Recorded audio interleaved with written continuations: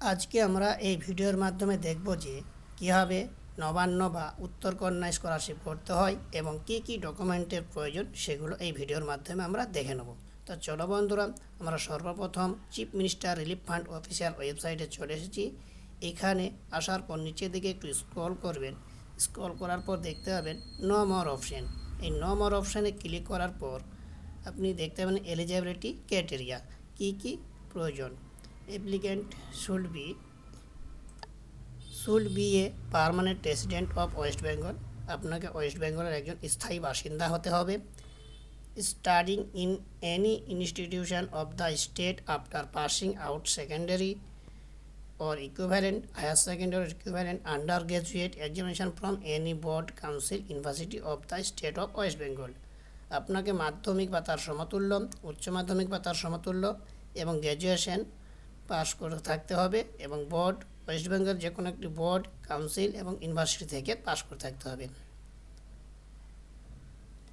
Scoring 50 and above but less than 60% marks aggregated in madhyamik or equivalent examination, higher secondary or equivalent examination for financial assistance in higher secondary level, undergraduate level respectively। যে সমস্ত ছাত্রছাত্রীরা মাধ্যমিক এবং উচ্চ মাধ্যমিকে 50 থেকে 60%-এর মধ্যে number পেয়েছে সেই সমস্ত ছাত্রছাত্রীরা এই নবান্ন বা উত্তরকন্যা স্কলারশিপের জন্য যোগ্য। এবং যে সমস্ত ছাত্রছাত্রীরা গ্র্যাজুয়েশনে 50 থেকে 53%-এর মধ্যে নাম্বার পেয়েছে তারা এই নবান্ন বা উত্তরকন্যা স্কলারশিপের জন্য যোগ্য। এবং বাৎসরিক একটা ফ্যামিলি ইনকাম হতে হবে 1,20,000 টাকা। নিচের দিকে একটু চলে আসবেন, এখানে দেখবেন documents required in PDF format is under 500 কেবি। 500 কেবির মধ্যে আপনাকে যে সমস্ত ডকুমেন্টসগুলো আপলোড করতে হবে সেগুলো হলো pair address of the honourable chief minister. এই যে অ্যাপ্লিকেশন পেয়ার ফর্মটা দেখতে পাচ্ছেন, এই ফর্মটা আপনাকে সম্পূর্ণ ফিল আপ করতে হবে। ফিল আপ করে এখানে একটা ছবি লাগাবেন। ছবি লাগার পর এখানে সম্পূর্ণ ফিল আপ করার পর আপনি একটা সিগনেচার করবেন। এই ফর্মটি হচ্ছে আপনার অ্যাপ্লিকেশন পেয়ারের ফর্ম। 2 নম্বর recommendation to the honourable chief minister from local MLA MP. এই যে রিকমেন্ডেশন ফ্রম এমএলএ এমপি এই ফর্মটা দেখতে পাচ্ছেন, এই ফর্মটা সুন্দরভাবে ফিল আপ করে আপনার স্থানীয় এমএলএ অথবা এমপির কাছ থেকে সই করে আনতে হবে। 3 নম্বরে ফ্যামিলি ইনকাম সার্টিফিকেট। আপনার একটা ফ্যামিলি ইনকাম সার্টিফিকেট লাগবে যেটা ক্যাটাগরি এ অফিসার দ্বারা প্রত্যায়িত হতে হবে, যেমন DM, SDO, BDO, joint BDO, এদের একটা ইনকাম সার্টিফিকেট লাগবে। এই যে সেলফ ডিক্লারেশন ফর্মটা দেখতেছেন ফার্স্ট টাইম, এই ফর্মটা আপনাকে সুন্দরভাবে ফিল আপ করে স্কুলে নিয়ে গিয়ে স্কুলের হেডমাস্টারের সই শীর্ষ নিয়ে আসতে হবে। তারপর আপনার মাধ্যমিকের অ্যাডমিট কার্ড, শেষ পরীক্ষার রেজাল্ট, ব্যাংকের পাসবই এবং আপনার যে বর্তমানে যে কোর্সে ভর্তি হয়েছেন সেই কোর্সের ভর্তির রসিদ। এইগুলো গেল আপনার ডকুমেন্টস কী কী লাগবে। তা চলো বন্ধুরা, আমরা এবার দেখব যে ফর্মটা কীভাবে ফিল আপ করতে হয়। এখানে আসার পর apply for financial assistant for education এই অপশানে ক্লিক করবেন। এই অপশানে ক্লিক করলে আপনি দেখতে পাবেন applicant log in please sign up if mobile number is not registered. আমরা প্রথম যদি করি তাহলে আমাকে এখানে সাইন আপ করতে হবে, আর যাদের অলরেডি একবার অ্যাপ্লিক্যান্ট করা আছে রেজিস্টার তারা লগ ইন করে যেতে পারবে। তা চলো বন্ধুরা, আমরা সাইন আপে ক্লিক করি। তা সাইন আপে ক্লিক করার পর এখানে আপনি মোবাইল নাম্বারটা এন্ট্রি করে দিবেন। এন্ট্রি করার পর সেন্ড ওটিপিতে ক্লিক করবেন। আপনার মোবাইলে যে নাম্বারটা দিয়েছেন সেই নাম্বারে একটা 6 ডিজিটের মোবাইল ওটিপি যাবে। সেই ওটিপির ঘরে এন্ট্রি করে সাবমিট করে দিবেন। সাবমিট বাটনে করার পর ওটিপির ঘরে এন্ট্রি করে সাবমিট বাটনে ক্লিক করবেন।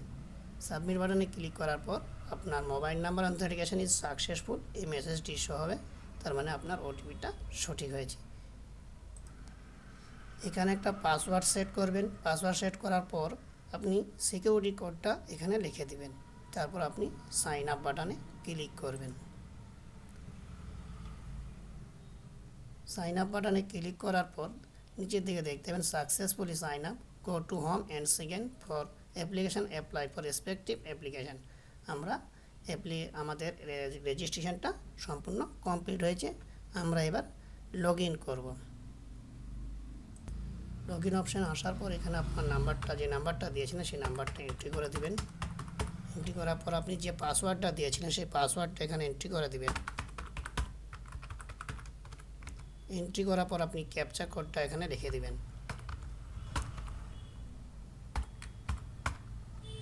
এটা সম্পূর্ণ করার পর আপনি লগ ইন অপশানে ক্লিক করবেন।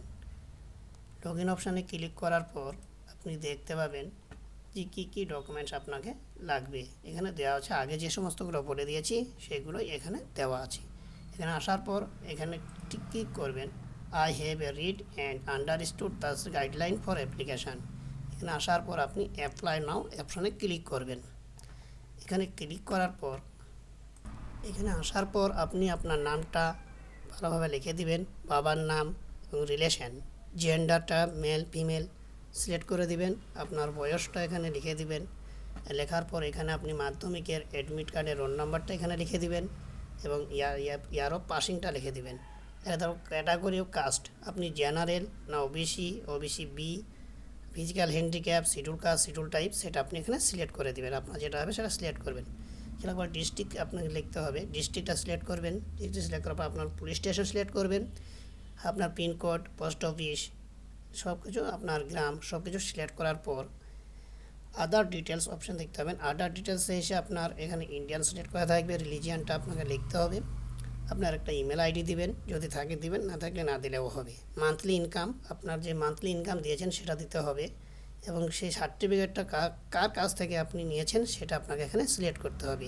Minister in charge, minister of state, district magistrate, sub divisional officer, block development officer, joint block development officer, executive officer municipality area, deputy commissioner municipality area, above deputy commissioner municipal corporation area, deputy magistrate, deputy collector.